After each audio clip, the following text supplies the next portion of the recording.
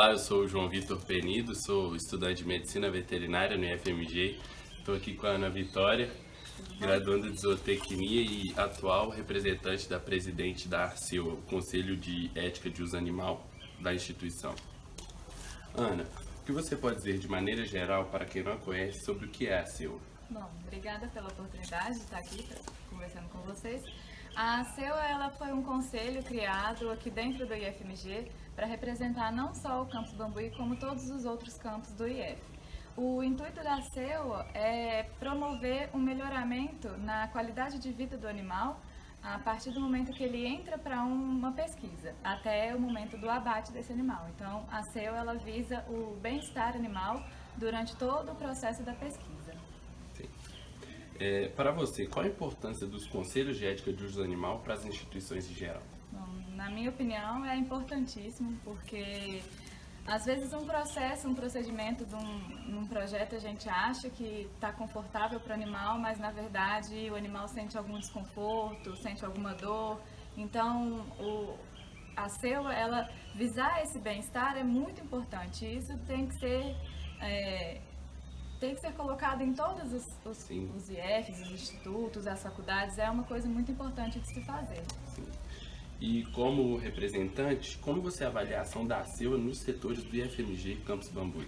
Bom, a gente começou a trabalhar agora, a gente ainda está mexendo muito com a papelada, mas a gente já recebe muitos projetos, isso é bem legal, o pessoal já está tendo bastante amplitude quanto ao trabalho que a ARCEU pode fazer, mas assim, ainda está muito restrito, a gente ainda precisa melhorar na parte de divulgação. Mas, por enquanto, todos os trabalhos que a gente tem recebido estão sendo muito bem estudados, avaliados, está muito bem representado pelos professores. Então, por enquanto, a gente está agindo muito bem, está dentro dos conformes do Conselho. Muito obrigado, Ana. Obrigada a você.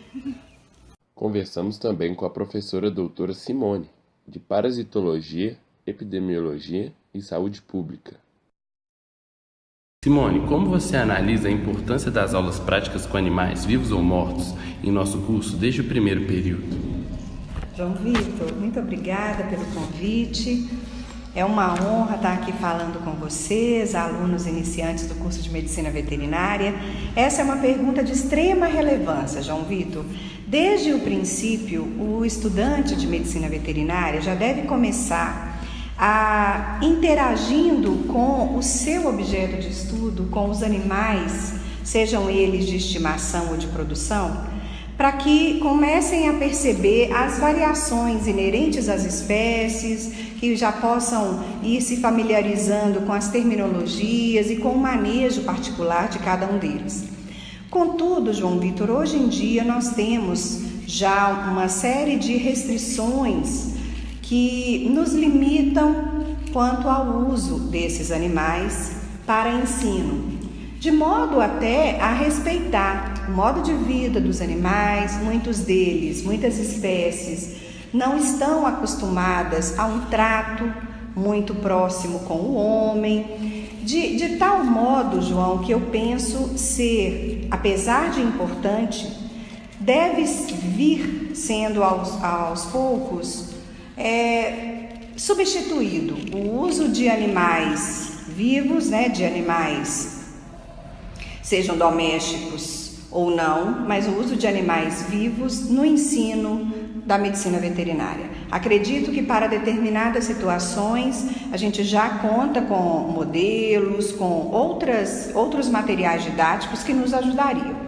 Porém, algumas disciplinas ainda são essenciais que nelas se tenha a participação dos animais para que a gente possa compreender melhor e facilitar essa interação.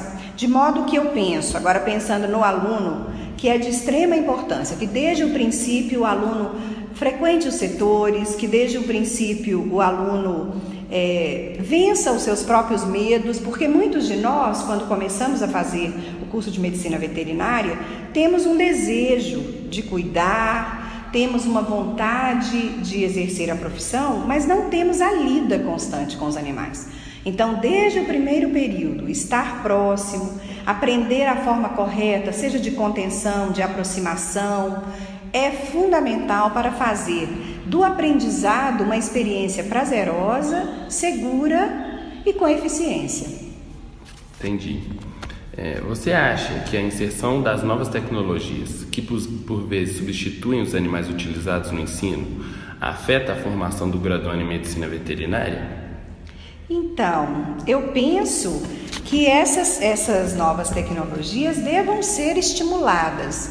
É uma pena, João Vitor, que essas peças anatômicas ainda tenham um custo muito alto, o que inviabiliza o seu uso em todas as situações, em todas as instituições de ensino.